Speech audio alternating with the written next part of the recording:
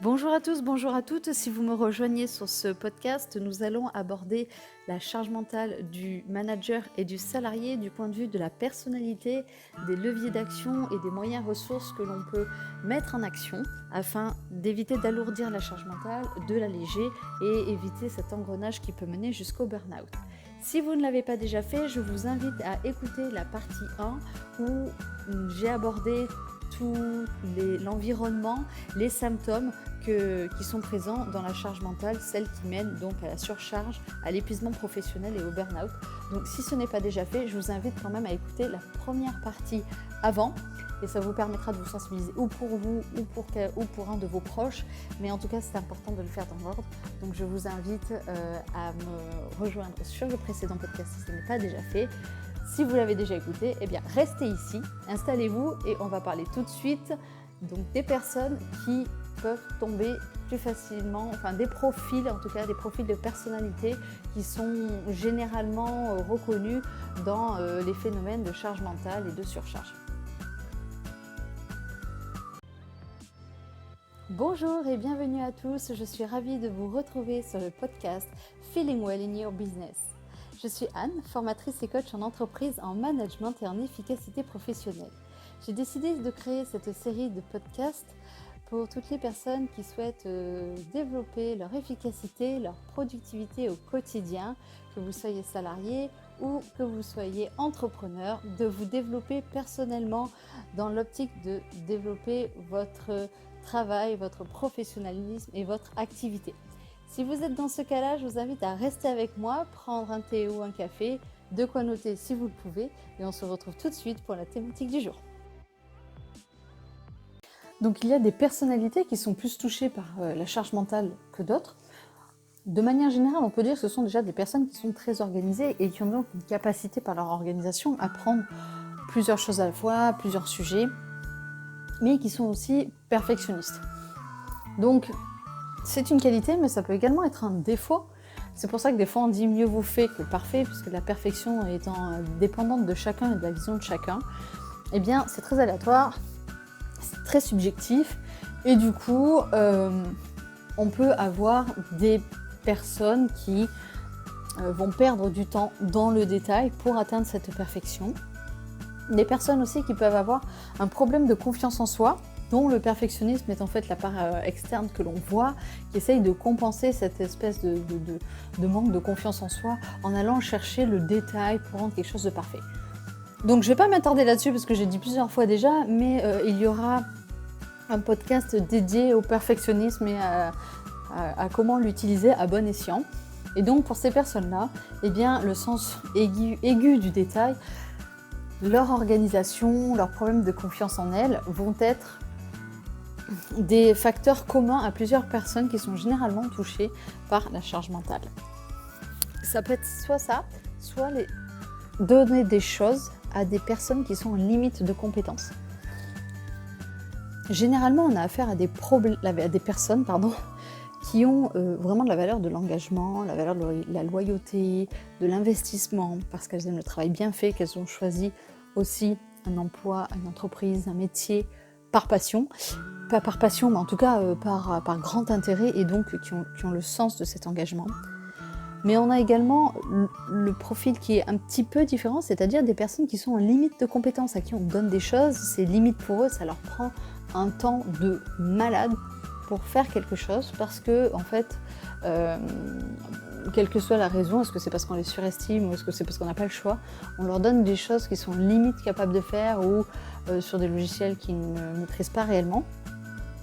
Donc on va les mettre en difficulté, et ces personnes qui sont en limite de compétences, elles vont du coup basculer dans un surinvestissement parce que la valeur de l'engagement et de la loyauté, elles vont se mettre en surinvestissement, elles vont faire quelque chose, elles vont y arriver, et du coup on va leur redonner. Mais en fait, on n'aura pas nécessairement conscience de l'effort qu'elles ont dû fournir pour le faire, et ce surinvestissement, ce que ça leur a coûté en énergie. Donc ce sont aussi des personnes qui sont en suractif, donc c'est-à-dire que on demande, ils prennent, des personnes qui ne savent pas dire non, toujours parce que la valeur de l'engagement, la valeur du rendre service, la valeur ou des fois parce qu'on n'a pas le choix aussi, mais qui ne savent pas dire non. Alors qu'un non, c'est pas définitif, c'est pas un non, je ne veux pas, je ne veux jamais. Et pour les personnes qui ont du mal à dire non, on peut amener un non parce que non, pas maintenant. Non, parce que c'est trop compliqué. Le non n'est pas fermé, il peut aussi être justifié et ouvrir à une discussion. Ok, non, je ne peux pas le faire, mais oui, je veux bien le faire, mais je n'ai pas ou les compétences, je n'ai pas le logiciel, je n'ai pas là matériellement le temps parce que tu m'as mis un autre projet. Ça peut amener une discussion. Voilà. Et comme en fait on ne sait pas comment amener son non, on ne dit jamais non. Il y a aussi là-dessus le poids de l'éducation. Hein. Le poids de l'éducation des parents, je te demande de faire ça, tu fais point et barre. Donc voilà, donc ce sont généralement des profils guerriers qui ne disent jamais non, qui n'ont pas l'habitude de se plaindre, qui sont organisés, qui parce qu'ils sont organisés, qui savent faire les choses, ils vont aussi prendre beaucoup, sauf qu'à un moment donné, c'est trop. Et ça, ils ne s'en rendent pas nécessairement compte. Parce que le projet là, pour l'instant il est en stand-by, il est mis de côté, mais là-haut, il n'est pas mis de côté dans le cerveau. Il n'est pas mis de côté. Donc du coup, ça fait des informations qui sont stockées, et ces informations stockées vont avoir des problèmes d'encodage, etc. Donc, pour les leviers, pour s'en sortir, il y a plein de leviers sur lesquels on peut agir. Et il faut agir avant de tomber dans le burn-out, parce qu'après, ça devient compliqué. Le burn-out est un état dépressif qui nécessite... que je n'ai pas la prétention de traiter, en tout cas, hein, via les podcasts, ou que ce soit en formation ou en coaching. C'est à partir du moment où on est en burn-out, c'est une dépression qui est prise en charge par le monde médical et qui va mettre généralement 2 ans pour s'en sortir, dans le meilleur des cas. Ça laisse des traces. Donc avant ça, on a plusieurs étapes. Avant le burn-out, je tiens quand même à dire qu'avant le burn-out, on a donc plusieurs étapes, dont ce que j'appelle le pré-burn-out, c'est l'épuisement professionnel. C'est-à-dire, c'est le moment où là, votre corps, c'est plus des TMS, c'est plus des trucs qui va bloquer. Il va bloquer, l'épaule va plus se lever, le cou va plus tourner, les malaises vont arriver.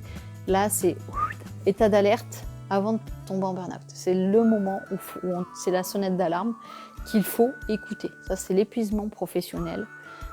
Et lui commence à cumuler, en fait, il cumule tous les symptômes, mais il les cumule pas encore depuis très longtemps. Mais par contre, il les cumule tous, et de fait, là, c'est la sonnette d'alarme. Après le burn-out, c'est que cette période d'épuisement professionnel a duré. Et là, c'est pas que c'est irréversible, mais du coup, on passe dans des longues pathologies. Donc avant le burn-out, avant on a l'épuisement professionnel, avant on a la surcharge mentale, et avant on a la charge mentale. Grosso modo. Donc la charge mentale est un état que l'on peut, d'effort et de tension, qu'on peut mener sur un temps qui s'arrête, avec de la récupération après. Lorsqu'il n'y a pas de temps de récupération, on passe en surcharge mentale. Lorsque cet état de surcharge mentale dure, on passe en épuisement professionnel, et après c'est la durée qui fait qu'on bascule sur un camp dessus. Voilà.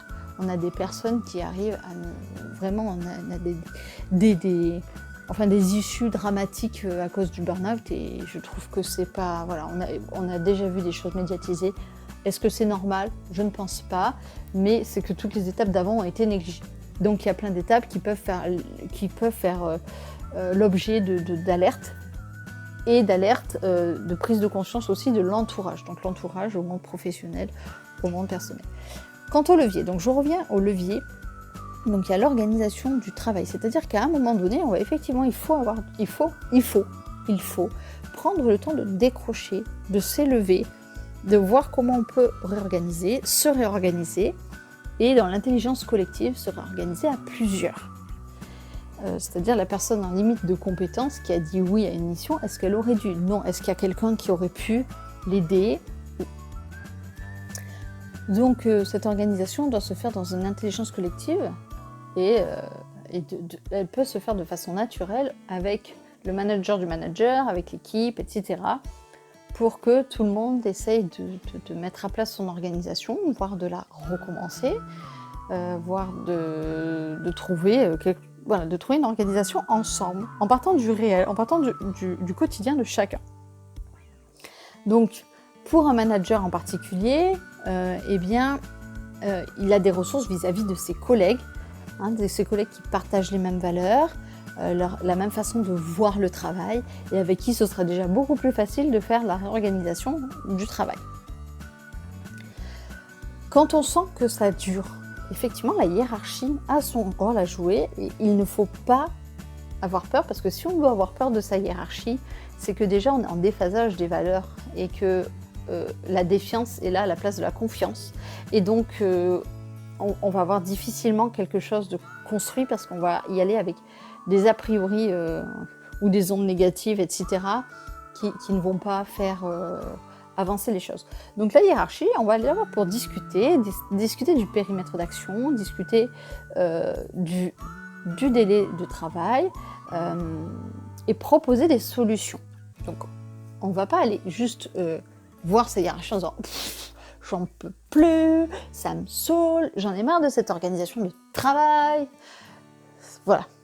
Bon, je ne vais pas aller jusqu'au bout parce que je ne veux pas être vulgaire dans un podcast, mais voilà, on ne va pas y aller comme ça. On va dire, bon, ok, l'organisation, je me suis posée, il se trouve que par rapport au dernier entretien, par exemple, où il y a eu des KPI, moi j'ai fait, je me suis reposée, j'ai pris du recul sur mon organisation, et voilà, si j'observe comment ça s'est passé, et pourquoi on en arrive à, par exemple, c'est des entre guillemets mauvais résultats, ou enfin ça dépend comment vous l'amenez, eh bien il se trouve que là il y a un goulet d'étranglement qui, voilà, par rapport au délai dans les projets, par rapport au périmètre, par rapport aux ressources que j'ai en termes de collaborateurs, par rapport aux demandes d'embauche, enfin qu'on a visées l'année dernière, qui n'ont pas été faites, et du coup on est toujours en sous-effectif, donc on est toujours en tension, et du coup on ne sait pas ce qui se passe. Je peux imaginer plein de choses, c'est-à-dire, et du coup j'ai du turnover dans l'équipe, ou du coup j'ai des arrêts maladie, et on est encore moins, et on est encore plus à être sous pression. Ceux qui restent sont encore plus sous pression. Mais du coup, qu'est-ce que je propose comme organisation? Qu'est-ce que je propose comme façon de voir les choses? Allez voir votre hiérarchie effectivement en pointant le problème du doigt après avoir été étudié, mais en même temps en ayant des solutions à proposer. Peut-être que c'est un cas où il n'y a pas d'embauche, mais peut-être qu'on est dans une région où on fait 1h30 le matin, 1h30 le soir, et que ça pèse aussi sur la charge mentale, sur la fatigue en tout cas, et donc sur la charge mentale, etc., et donc sur la concentration. Et peut-être qu'on peut proposer, un jour je fais un télétravail, je gagnerai en sommeil, et ce que je gagne en sommeil, c'est ce que je gagne en efficacité et en concentration. Qu'est-ce qu'on peut voir pour 1 ou 2 journées de télétravail, pour moi ou pour chacun des collaborateurs, c'est à voir, mais ça peut être une solution.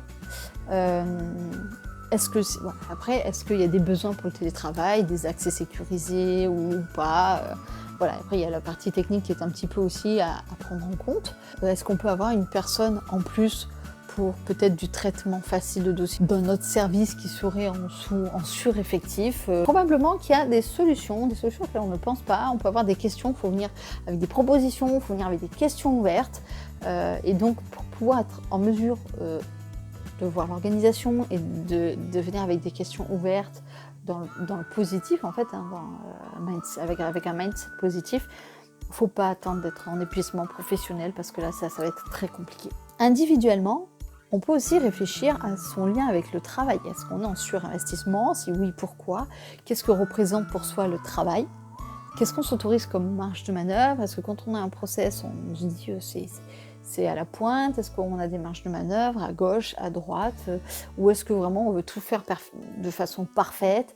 Est-ce que le parfait, je ne peux pas travailler dessus pour que ce soit moins parfait, mais par contre que ce soit fait vis-à-vis de moi, vis-à-vis de mes collaborateurs, vis-à-vis de ma hiérarchie? Comment je suis physiquement dans mon travail? Est-ce que je suis investie? Est-ce que j'ai une bonne posture? Est-ce que je suis bien installée?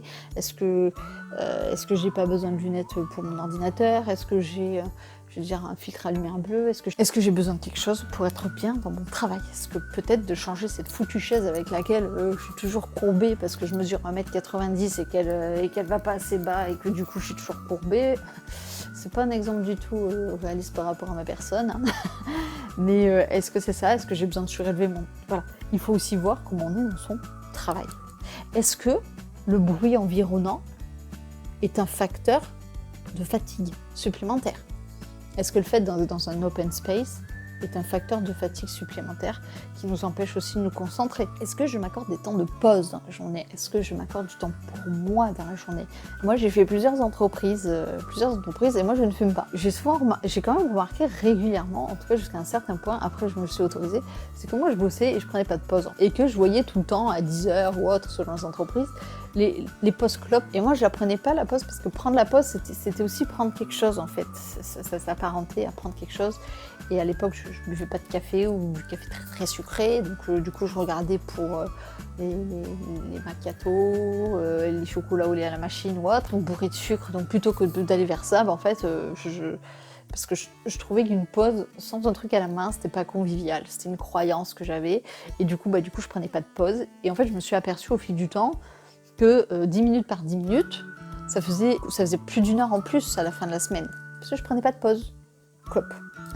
Ni de pause café. Je ne buvais pas de café à l'époque. Et je ne fumais pas. En tout cas, je fume toujours pas, mais maintenant je bois du café. Et puis de toute façon, si j'ai envie de prendre une pause juste pour papoter et pour sortir, ma croyance, je l'ai faite évoluer et je le fais. S'accorder un moment, soit vous pouvez aussi très bien ne pas aller discuter avec des gens, aller dans votre voiture 5 minutes, musique à fond, chanter sur un parking, sortir et marcher un pâté de maison autour de votre boulot. Qu'est-ce qui vous empêche de le faire? Donc, alors c'est sûr, c'est compliqué si vous avez une badgeuse, qu'il faut sortir, machin, mais bon, est-ce que ça se discute pas avec sa hiérarchie également? N'oubliez pas aussi, quand je disais comment on est dans son corps, physiquement dans son travail, mais aussi de mettre son corps en mouvement. C'est-à-dire que si vous prenez la voiture le matin pour aller au travail, vous remettez vos fesses sur la chaise, vous ne prenez pas de pause parce que vous ne prenez pas de clope, vous mangez plus ou moins sur votre bureau et vous faites le circuit inverse et que vous ne faites pas de sport, pas d'activité physique, ça ne va pas vous aider. L'activité physique sert le mental. Donc, quand je parle d'activité physique, je ne parle pas de faire du marathon et je ne parle pas non plus de faire du sport à haut niveau. Juste de se dire, je vais mettre mon corps en mouvement. Donc, admettons, à midi, 10h, on ne prend pas de pause, mais le midi, je mange, peut-être devant mon PC si j'en ai envie, ou dans une salle de pause, et après, je vais marcher, je vais faire un tour du pâté de maison, je vais faire 2 tours du pâté de maison, si j'ai un parc à côté, je vais aller marcher, faire le tour du parc en écoutant mes podcasts, par exemple, en écoutant de la musique, des podcasts, ou les oiseaux, mettre son corps en mouvement, et vous verrez l'importance que ça a. Il faut prendre ces pauses sans culpabiliser parce que votre physique sert votre mental. Et si vous arrivez à le mettre en mouvement, eh bien vous verrez, et en mouvement et à l'aérer en plus, si vous le pouvez, eh bien vous verrez le bienfait l'après-midi. C'est-à-dire que probablement à 14h, comme tout le monde après la digestion, si vous avez beaucoup mangé, vous allez avoir un petit coup de mou, mais vous allez être libéré, plus léger, et vous serez d'attaque pour votre travail. Les emails, il faut s'accorder aussi de ne pas répondre immédiatement à un email. Vous lisez, notez s'il y a une urgence ou pas, pourquoi vous devriez le faire tout de suite. Quand vous êtes en réunion, donc hormis si la réunion vous embête et que vous êtes sur votre téléphone à répondre sur vos mails, si c'est une réunion importante, intéressante, vous ne répondez pas au téléphone, que je sache. Vous ne répondez pas à vos mails. Eh bien, parce que vous vous sentez légitime, vous êtes en réunion, et puis si vous rappelez la personne, vous pourrez toujours dire « oui, j'étais en réunion ». Ok.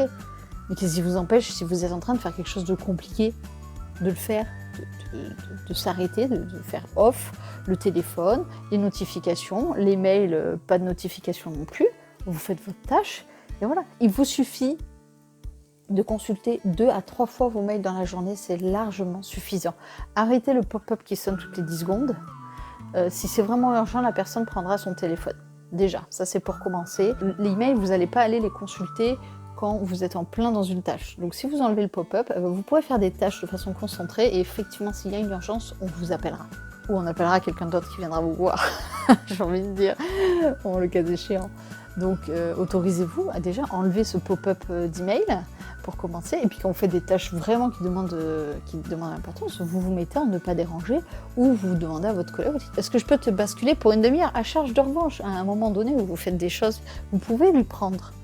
Non, c'est un donnant-donnant, on ne prend pas tous les autres, mais il faut être capable de s'entraider, c'est la coopération. Donc, si on a besoin d'une demi-heure pour faire du chiffrage ou je ne sais quoi qui demande la concentration, on demande à son collègue si on peut le basculer, on arrête les emails et puis on se concentre.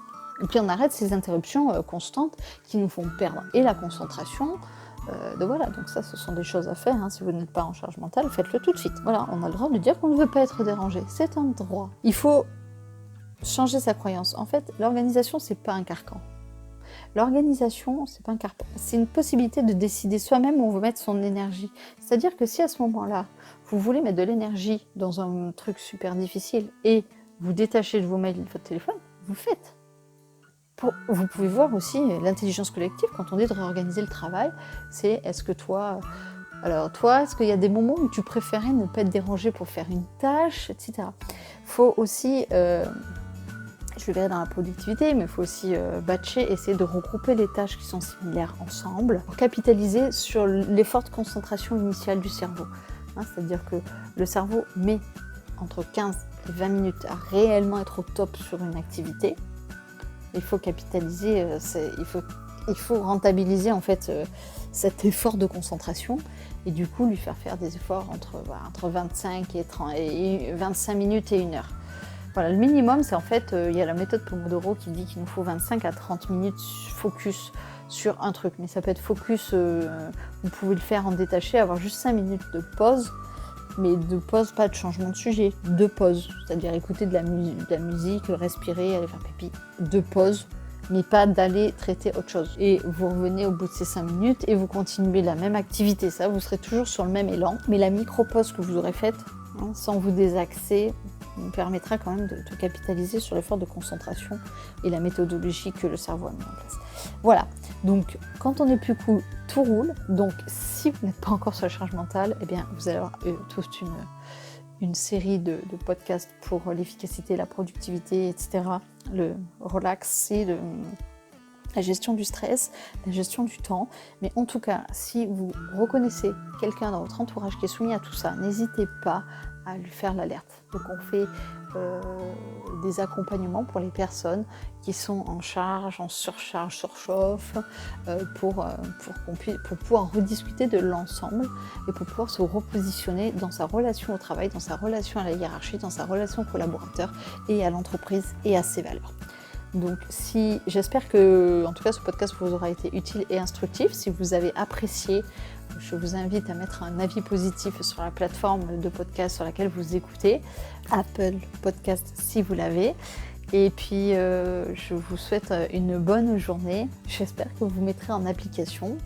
Je suis joignable sur les différentes plateformes et les différents réseaux sociaux sur LinkedIn ou Insta ou là-dessous. Donc n'hésitez pas, si vous avez des questions, je suis à votre écoute. Je vous souhaite une bonne journée à tous et n'oubliez pas, prenez soin de vous.